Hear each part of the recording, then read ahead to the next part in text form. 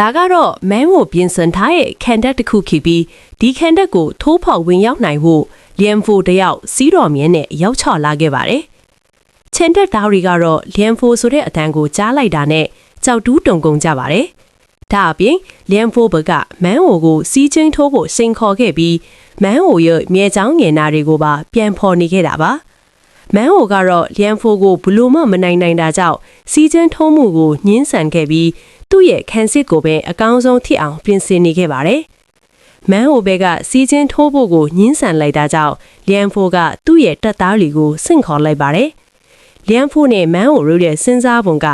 ရင်တိုင်းခံစစ်နဲ့တိုက်စစ်ညချီရှိနေတာကြောင့်အနိုင်ရှုံးကိုခတ်မရခက်ခဲနေခဲ့ပါတယ်။ဒါပေမဲ့အခုချိန်မှာလျန်ဖိုကမန်းအိုရဲ့စစ်ကြောင်းတွေကိုအကောင်းဆုံးကြော်ဖြတ်ပြီးမန်းအိုစီကိုရောက်ရှိလာခဲ့ပါပြီ။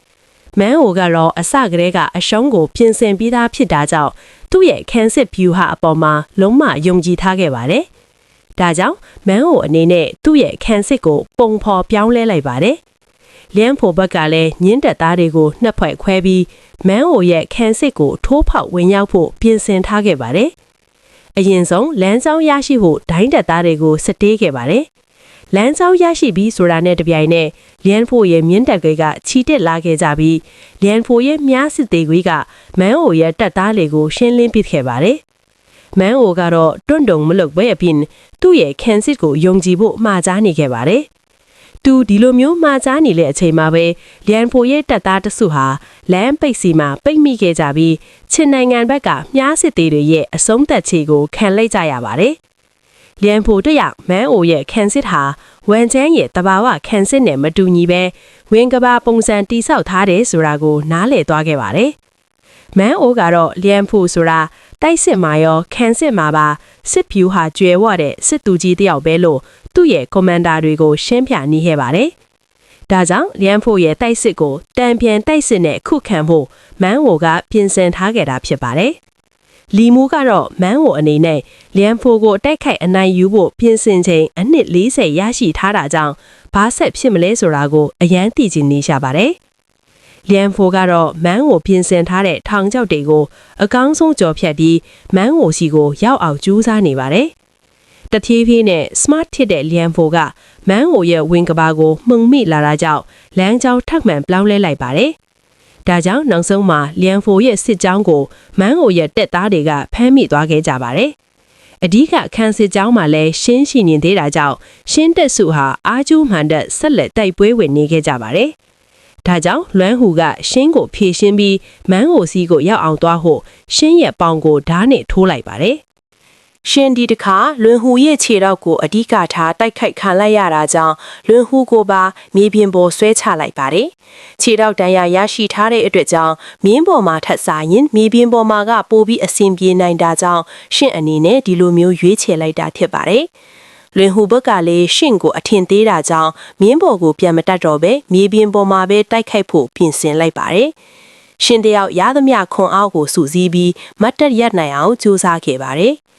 ရှင်ကတော့ဖြောနဲ့အတူတူခြေတပေါင်ကျိုးတိုက်ကွက်ကိုအချင်းချင်းအခါခါလေ့ကျင့်ပြင်ဆင်ထားခဲ့တာကြောင့်အခုအခြေအနေအတွက်ယုံကြည်မှုရှိနေခဲ့ပါတယ်။ရှင်ဘတ်မှာအခြေအနေကောင်းနေခဲ့ပေမဲ့မန်အိုရဲ့ခံတပ်မှာတော့အခြေအနေဆိုးရွားနေခဲ့ပါတယ်။ကျောင်းနိုင်ငံရဲ့မြားစစ်သေးတွေ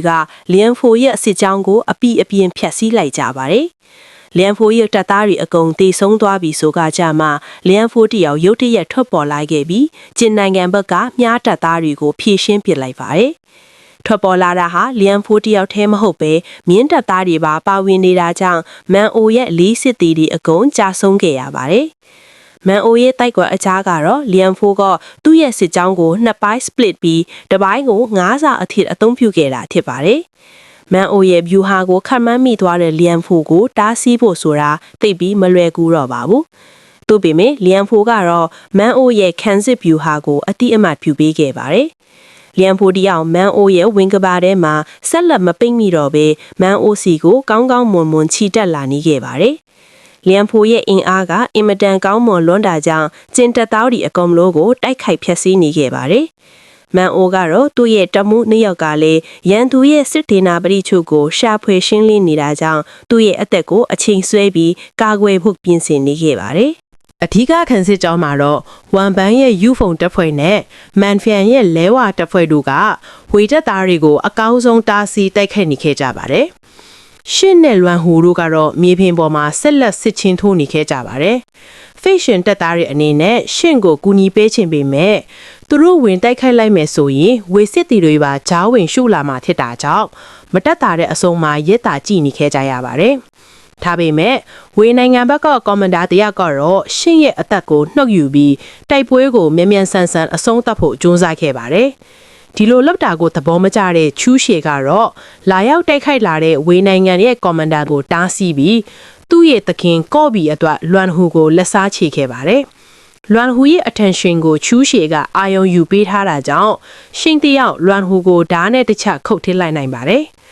ဓာတ်နဲ့အခုတ်ခံထားရတာတောင်လွမ်ဟူရဲ့အသက်ဟာမသေးဆုံးခဲ့ပဲရှင်းကိုအနိုင်ရရှိဖို့မတ်တက်ရက်ထဲပါတယ်။မတ်တက်ရက်ထဲပြီးရှင်းကိုသူ့ရဲ့အတက်အကြောင်းတွေကိုပြောပြခဲ့ပါတယ်။လွမ်ဟူဆိုတာတာမန်ရွာကကလေးတယောက်ဖြစ်ခဲ့ပြီးတိုက်ပွဲအတွင်းမှာလီယန်ဖိုနဲ့တွေ့ဆုံခဲ့ပါတယ်။ညီမတယောက်လည်းရှိခဲ့ပြီးတိုက်ပွဲမှာတေဆုံးသွားခဲ့တာကြောင့်လီယန်ဖိုကလွမ်ဟူကိုမွေးစားခဲ့တာဖြစ်ပါတယ်။ဒါကြောင့်လွမ်ဟူကသူ့ရဲ့အသက်ကိုကယ်တင်ပေးခဲ့တဲ့အရှင်လီယန်ဖိုစီမှာ